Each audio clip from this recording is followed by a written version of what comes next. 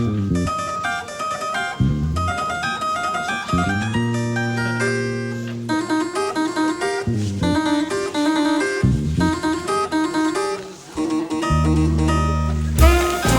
le numéro de la marche.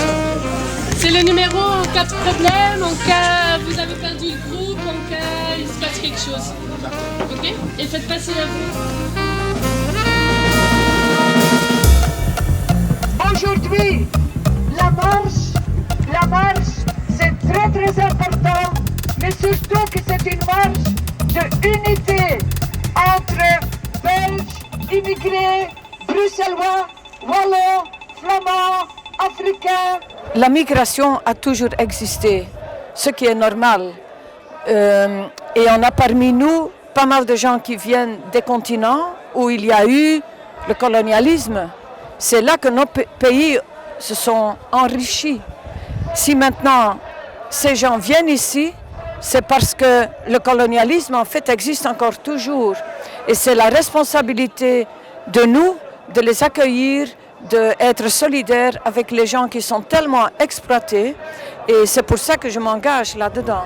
J'ai aussi participé au mouvement des sans-papiers aux États-Unis avant, parce qu'avant j'habitais à Chicago et la dynamique ici en Belgique c'est assez difficile, je pense. C'est difficile de trouver du soutien des sociétés civiles, mais aussi des politiciens. Solidarité avec les sans-papiers. Solidarité avec les sans-papiers. Le but de cette marche, c'est d'aller à la rencontre d'autres collectifs, sans papier ou avec papier, d'associations de citoyens solidaires. Discuter avec eux d'abord sur la réalité de chaque ville et discuter ensemble quelles réponses construire ensemble. Donc le but de cette marche, c'est d'essayer de créer une dynamique au niveau qui dépasse le local. Notre objectif principal, c'est vraiment nous rencontrer entre gens qui veulent lutter, qui en ont marre de cette politique et qui veulent s'organiser pour proposer des alternatives à cette politique. Solidarité avec les sans-papiers. Je trouve qu'ils ont le droit d'avoir une vie respectueuse et quand on compare ça avec la politique du capitalisme international, des extrêmement riches qui se cachent, c'est acceptable que ces gens se réfugient ici en Belgique. Voilà. À Petit Château, il y a quand même pas mal des enfants aussi qui sont arrivés sans parents. Et ça, ils sont plutôt en danger qu'ils sont dangereux. Ça, c'est l'affiche. C'est la première affiche quand il y a 26 ans qu'ils ont commencé à Petit Château. En dehors des régulations qu'on fait par période, qu'on donne des critères objectifs et permanents pour savoir qui a droit à rentrer en fonction de quels critères. Et ça fait plus de 20 ans qu'on essaie d'avoir ces critères, il y a 20 ans qu'on ne les donne pas. Mais il n'y a aucun problème qui se résout en le laissant pourrir. Et donc c'est pour ça qu'on continue à réagir et à agir. On a certaines valeurs ou certaines idées de ce qu'on veut que cette société soit. Et la politique d'immigration est juste une facette de comment on organise notre société et comment on a envie de vivre ou comment la notion de la liberté est mise en place. Je pense qu'on voit le degré d'humanité d'une démocratie à la façon dont elle traite les plus faibles. Mais je pense que c'est l'humiliation complète. Je connais pas mal de gens qui sont ici depuis longtemps, qui mènent une vie, qui essayent de mener une vie décente et qui en fait sont cassés par cette politique qui les oblige à vivre dans l'ombre. Je pense que la régulation par le travail est beaucoup plus une permission pour des patrons d'exploiter les personnes sans papier qu'un droit établi pour les personnes sans papier pour pouvoir travailler dignement.